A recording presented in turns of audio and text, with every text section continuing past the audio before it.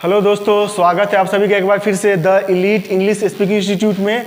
So guys, today we are going to learn what is present continuous sentences. Okay, so आज हम दोस्तों देखेंगे present continuous sentence के बारे में बहुत ही विस्तार से। ओके, उससे पहले एक राहत इंदौरी का बहुत अच्छी शायरी है दोस्त, है ना, आप लोगों ने सुना होगा। गुलाब, जाम, जहर, दवा क्या क्या है, मैं आ गया हूँ बता इंतजाम क्या क्या है। Okay, so guys we are going to learn present continuous tense. तो सबसे पहले दोस्त इसका हम स्ट्रक्चर देखते हैं, ठीक है, अपनी भाषा में जैसा कि हम पढ़ते हैं। ठीक है, तो स्ट्रक्चर इसका कहता है person plus is, am, are plus MB1 plus ING। ये है दोस्त आपका प्रेजेंट कंटिन्यूअस टेंस। बाद में आप ऑब्जेक्ट जोड़े, अदर जोड़े, लेकिन इसका बेसिक स्ट्रक्चर यही है, person plus is, am, are plus MB1 plus ING। अब इसकी पहचान क्या होती है?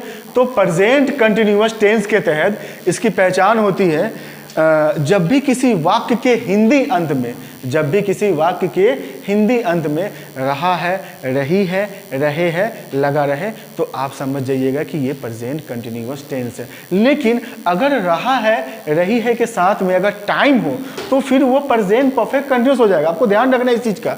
ऐसा नहीं कि रहा रही हो तो समझिए कि भाई ये प्रेजेंट कंटिन्यूअस ही है ना। रहा रही अगर मतलब बिना टाइम के हो तो ये हो जाएगा प्रेजेंट कंटिन्यूअस, और रहा रही के साथ में अगर टाइम होगा तो वो हो जाएगा आपका present perfect continuous tense. Okay guys, so इसकी स्टोरी क्या कहती है?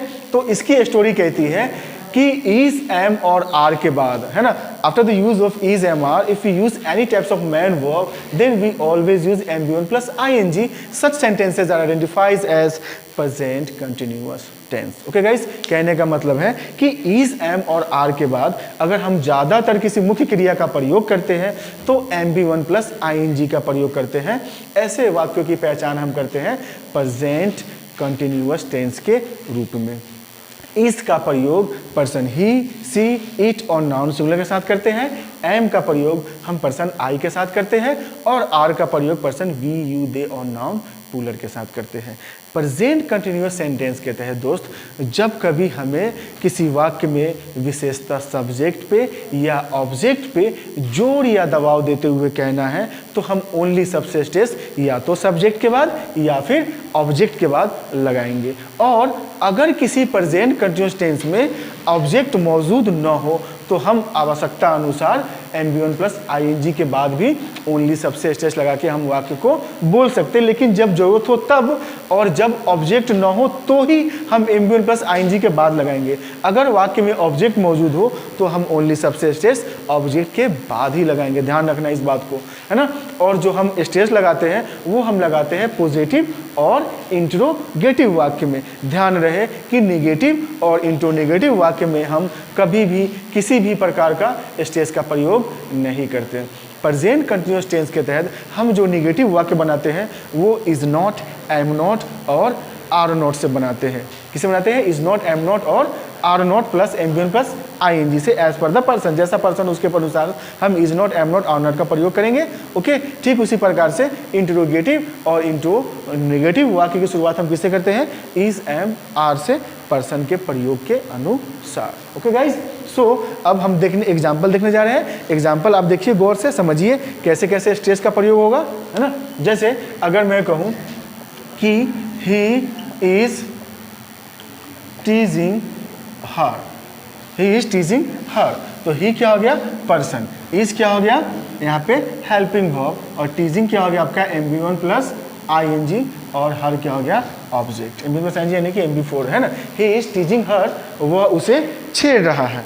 ही इज टीजिंग हर, वह उसे छेड़ रहा है। ओके गाइस, अब इस बात में हम स्ट्रेस लगाएंगे तो कहाँ लगाएंगे? सब्जेक्ट के बाद और ऑब्जेक्ट के बाद। तो मैं क्या बोलूँगा? ही ओनली इज टीजिंग हर, वह ही से छेड़ रहा है ना, ठीक है। या फिर ही इज टीजिंग हर ओनली, वह उसे ही छेड़ रहा है। देखिए, ये जो हम स्ट्रेस का प्रयोग करते हैं, सपोज मान लीजिए कि जैसे कि दो लड़की रास्ते से जा रही है और किसी बंदे ने उस पर कमेंट कर दिया that how fat you are, how beautiful you are, कुछ भी वट एवर, है ना। अब लोगों को पता है कि रेफियन कैसे होते, कैसे छेड़छाड़ होती है ना, ठीक है। तो उसको मान लो कि छेड़ा, अब वो छोरी पीछे से जूते लेके आ गई उसको कूटने के लिए। तो अब वो बंदा बोलेगा भाई तू क्या बोला, तूने फिर से बोल। तो बोला कि अरे मैडम मैंने नहीं बोला, वो छोरा बोल के तो भाग गया।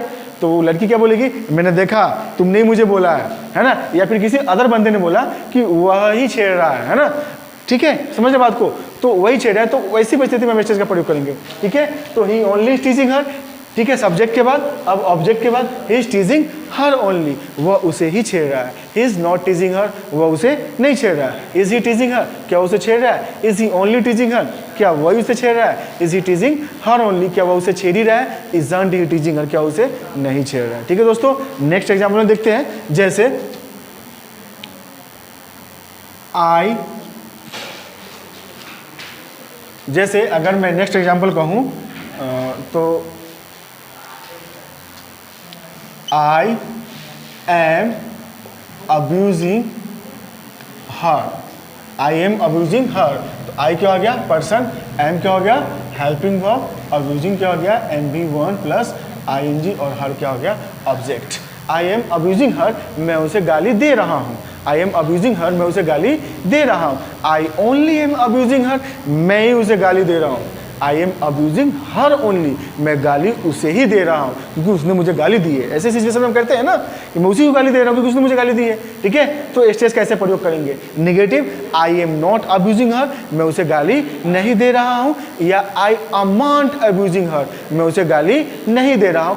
और शॉर्ट में हम जाएंगे दोस्तों, तो हम क्या बोलेंगे, I aren't abusing her, मैं उसे गाली नहीं दे रहा हूँ। देखिए ये जो am not है ना, तो इसको हम शॉर्ट में क्या बोलेंगे, अमाउंट, क्या बोलेंगे अमाउंट, और शॉर्ट में हम क्या बोलेंगे आंट, क्या बोलेंगे आंट। दोस्तों एक्चुअली क्या होता है कि जो नेटिव स्पीकर होते हैं ना, वो सब इन्हीं सब चीज़ का यूज करते हैं, आंट यानी कि एम नॉट, वॉन्ट यानी कि विल नॉट, है ना।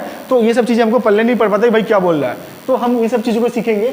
आई आंट अब्यूजिंग हर, मैं उसे गाली नहीं दे रहा हूँ। अब देखिए interrogative, am I abusing her, क्या मैं उसे गाली दे रहा हूँ, am I only abusing her, क्या मैं ही उसे गाली दे रहा हूँ, am I abusing her only, क्या मैं गाली उसे ही दे रहा हूँ, am I not abusing her, amount I abusing her, aren't I abusing her, क्या मैं उसे गाली नहीं दे रहा हूँ। ओके गाइज, नेक्स्ट एग्जाम्पल हम देखते हैं। जैसे अगर मैं कहूँ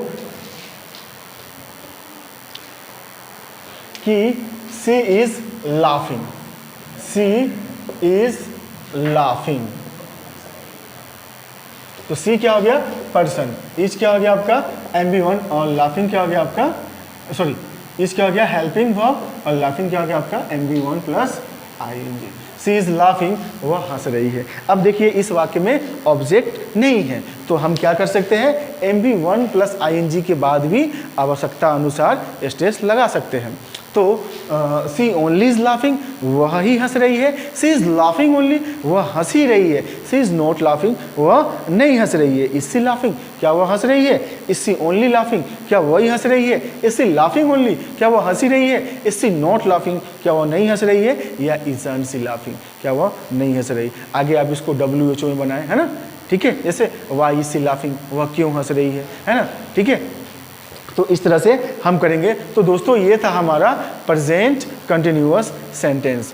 तो आज हमने देखा कि प्रेजेंट कंटिन्यूअस टेंस कैसे बनता है और इसमें कैसे हम स्टेज का प्रयोग करते हैं, है ना।